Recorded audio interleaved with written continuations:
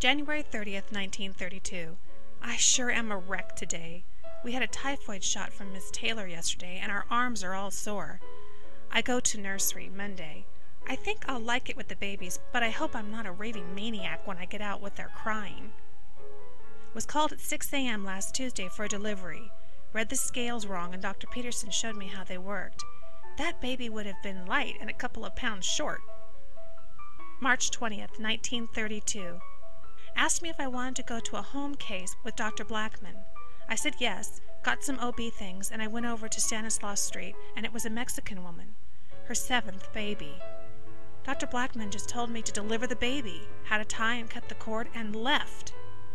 About 10 minutes later, one hard pain in the head started to come. I could feel the cord around the neck, and it seemed such a long time before the rest of the baby came. The baby didn't show any sign of life. I blew in its mouth, I held it up by its legs, warmed some towels, and I put them on it, gave it artificial respiration, but no use. It was dead. I wasn't nervous until it wouldn't breathe, and then I began to imagine all sorts of things. It wasn't over 3 pounds and awfully small. Doctor said it must have been early. Certainly made me feel better. In the spring of 1932, Alfreda met Charles Allen Burkett, Jr. at the skating rink in Stockton. He had many nicknames, such as Berkey and Junior, but wanted to be known as Al, and that's what Alfreda called him. Al was a very persistent suitor. Al remembered, "She wanted a cedar chest. I bought one for her that I knew that she'd like before we were married, but I told the store to make the nameplate, Alfreda Burkett.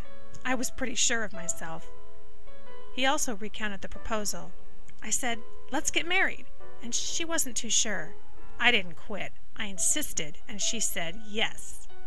In 1933, Alfreda received some of her training at the tuberculosis ward at San Francisco City and County Hospital. May 7th, 1933. I'm up in the boys' TB, and they are such a noisy bunch. It sure blows cold up there on the roof. May 22nd. I'll be glad to leave TB. Those boys are the limit. May 26th. I like the city, but not the work, and it will seem good to be home again, although Alan says summer has come to Stockton at last. May 1933. Al went to San Francisco to visit Alfreda. Went out to Topsy's Roost, danced a couple of dances, had our pictures taken on the moon. Al Burkett worked for the Western Pacific Railroad, and they were married on December 14th, 1933. All the nurses from the different hospitals in town went to Florence Nightingale's services at Trinity Church. They lent our class capes for the affair. It was so pretty. The service was real nice. Time off, the subject discussed. May 17th, 1933, San Francisco. This is probably the last night I'll have on night duty as a basic student. Just 2 more weeks and we'll be home. What's going to become of us all? June 23rd, 1933. The big day for me. Went and got my pin and diploma. Alan sent me a gorgeous mixed bouquet of flowers. Alfreda Burkett was a registered nurse for 50 years at Dameron Hospital in Stockton. She worked midnight until dawn. She was a good nurse. She was very well thought of, and the doctors respected her. If she said, "This is the way it should be," they listened because they knew that she knew what the heck she was talking about.